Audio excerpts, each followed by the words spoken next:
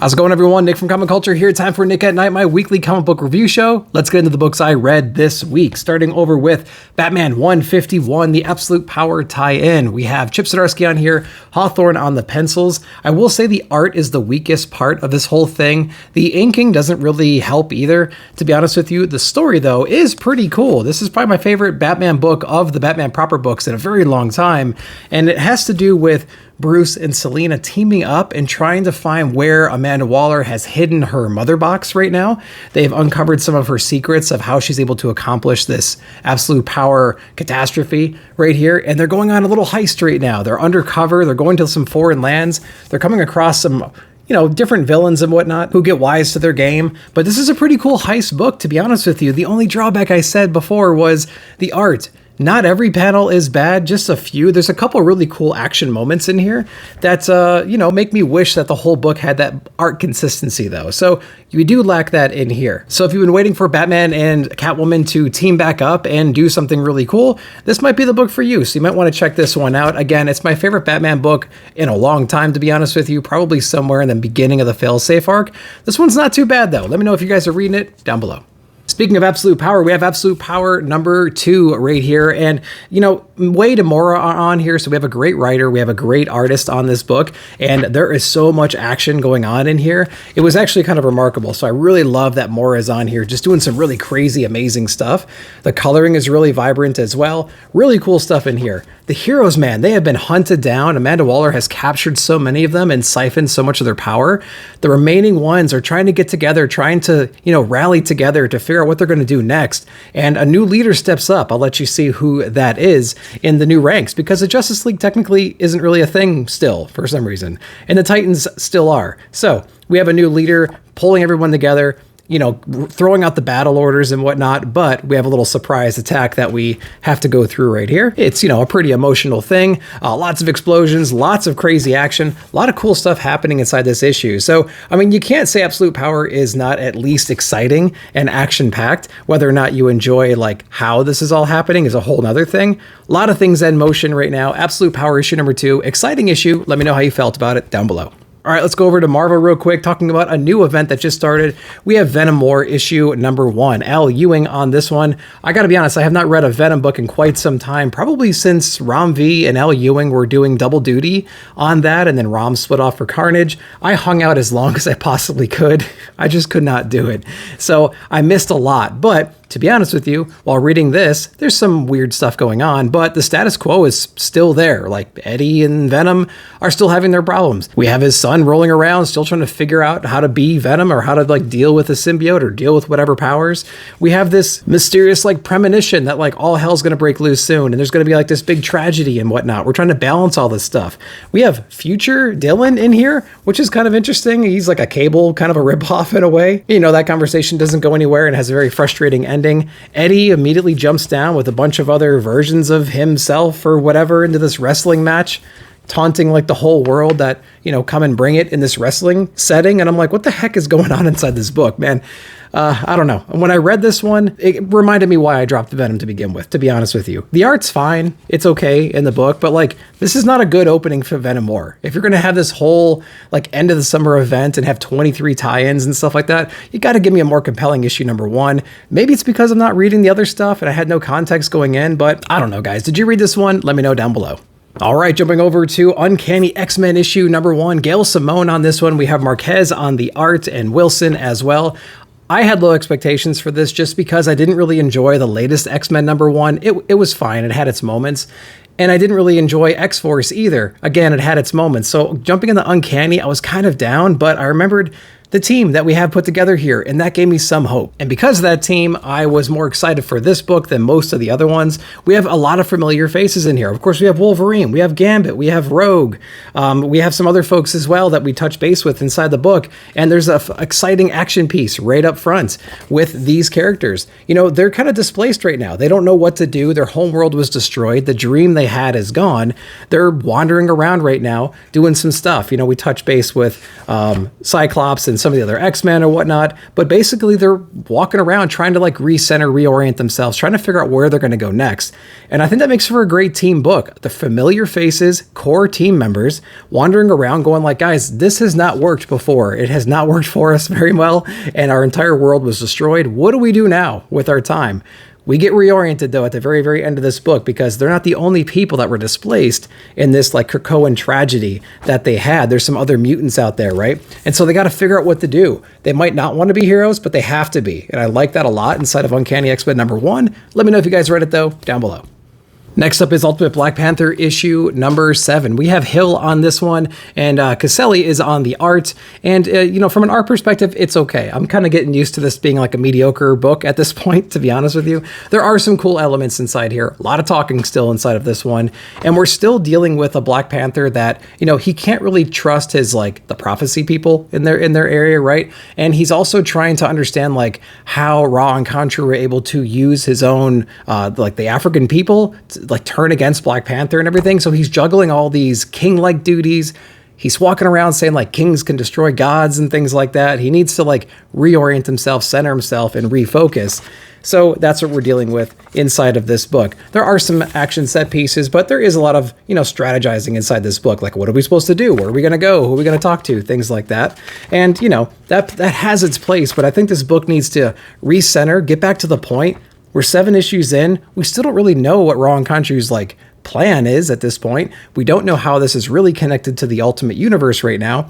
We need to get recentered, I think. And we're on issue #7. I hope it's going to gain its footing again soon, because it started off really strong, I think, especially introducing these characters in their new roles. But I'm kind of losing the narrative a little bit, and the art shifts don't help. So issue #7, it was okay. What'd you guys think? Next up from Marvel, we have Spider-Man Reign Volume 2, issue #2. Carrie Andrews on this one on the writing and the art, and this book was awesome. I was reading this one, and I'm like, I'm so excited to go back and read for the first time, rather, Volume 1 to prepare myself for this. It's a visual treat throughout this entire book. The characters are very animated. There's some like classic homage paneling in here, or poses and whatnot, and everything is just bright and exciting, and the colors are interesting. So like, big props to the team for putting together just a visually appealing book to begin with. This is a Peter who's kind of out of time, out of body, out of place, and he's in this universe right now trying to figure out what's going on. He's trying to find Mary Jane, and he's trying to like save her from whatever mistakes that he made that impacted her life in a negative way. He's trying to find her right now, going back to places that are familiar to them and their history, and trying to figure out what's going on. We have this Sinister Six attack him as well, or parts of it. I can't remember if all of them are represented in the book. That was really cool. And there's a really interesting moment at the very end as well as to like what happened to Mary Jane. So like really, really cool, shocking ending, I would say, at the end of this book. Really touching conversations in here too with all these different characters. So they're just handling this book very, very well, I think. It's interesting, it's engaging, the art is spot on. Really loving Spider-Man Reign #2. Let me know if you guys read it. Let's go over to Energon Universe with Scarlet issue #3. Kelly Thompson on this one. The first 2 issues have been pretty good, I think. The second issue ended with a little cliffhanger with Scarlet having to infiltrate the base of her enemy, essentially, to steal some artifact or shut something down. There's like these 2 different teams attacking this compound at the same time. Her job right now is to turn off this generator or the shield or whatever, so the other team can retrieve the item that they're retrieving. So, of course, this one here is chocked full of action. A lot of cool set pieces like this right here, where she's just chopping through, unnamed guards and things like that, trying to infiltrate this base. And really cool paneling in here. Like, she's trying to sneak through this base, and we have all these guards running around, trying to figure out where she is, and a lot of cool things come out of that. And because she's such a badass and able to do all these cool things, she's successful in her mission, but like at what cost, right? Physically, mentally, and everything. Can she keep her cover the whole time? So a lot of cool things happening inside this book. Probably my favorite issue of Scarlet so far, issue #3. Let me know if you read it though, down below.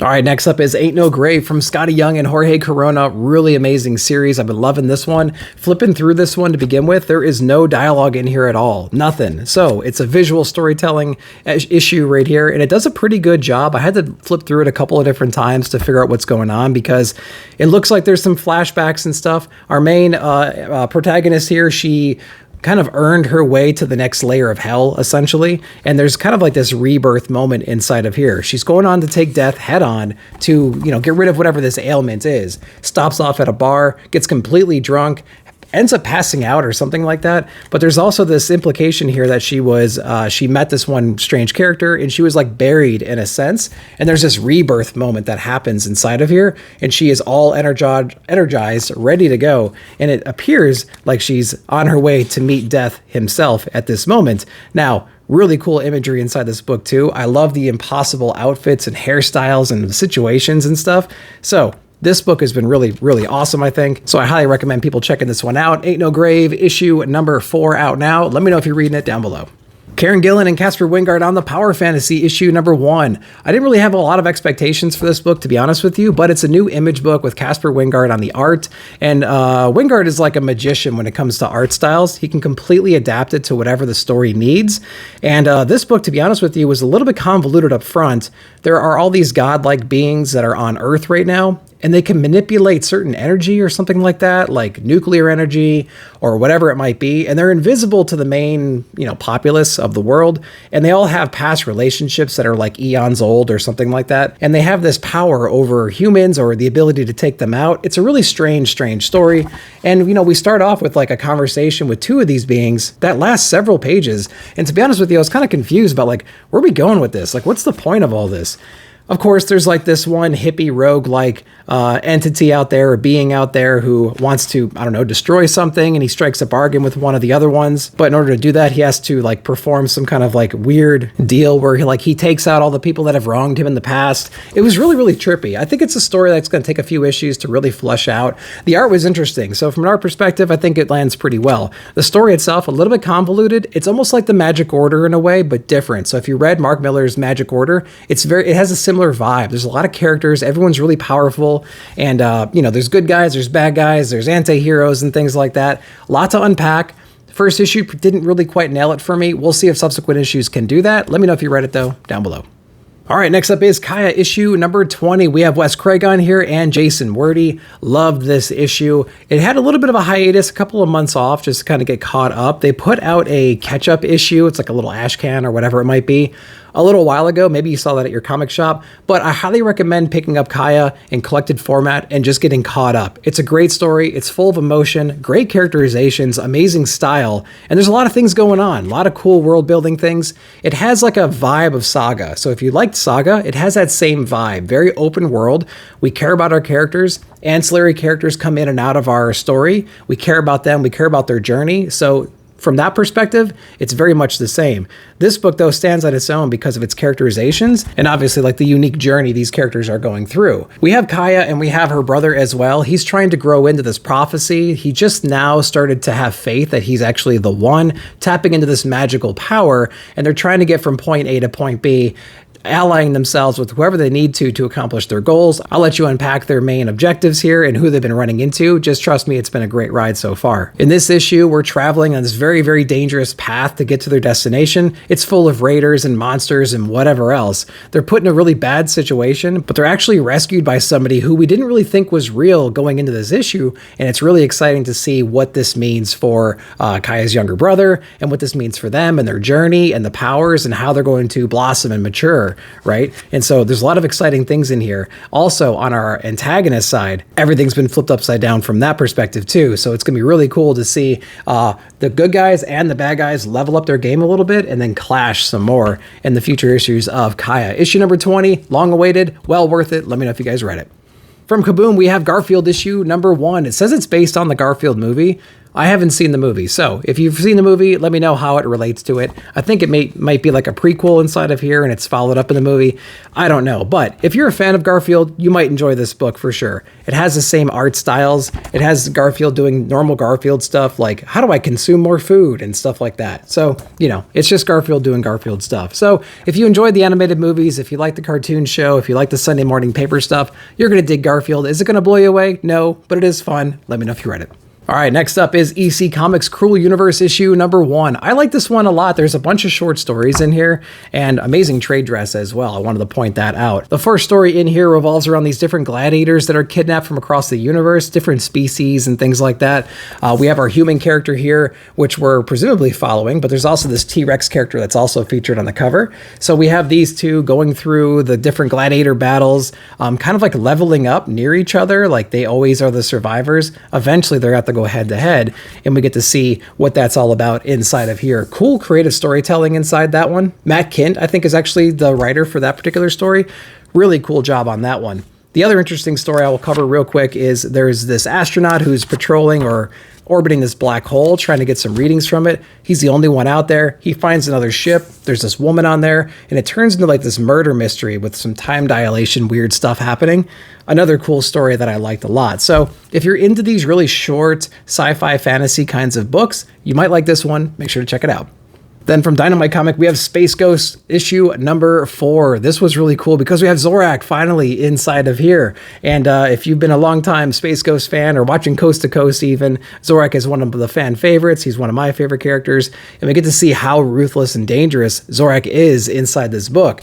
We unpack what his plan is right now, what he needs to be successful at that. We have Space Ghost kind of acting a little bit strange towards the kids. Like they just developed this team, but he knows that Zorak is too much of a threat for them to even like help him. So this is a solo mission for now, or is it? The kids, of course, are going to get in trouble, and we get to see what happens to everybody inside this book. The art in here is spectacular. Really, really good. This is my favorite issue of Space Ghost so far. It's brutal, it's fast-paced, it's action-packed. Love the situation we're in right now. So yeah, hell of a job on Space Ghost. Love this one. Let me know if you're reading it. But guys, that's all I read this week. I hope you enjoyed that. Let me know what you read and what your favorite books of the week were down below. While you're down there, like, subscribe, share, hit the bell notification to be alerted whenever I put out new videos. Thank you again for watching. We'll see you in the comments.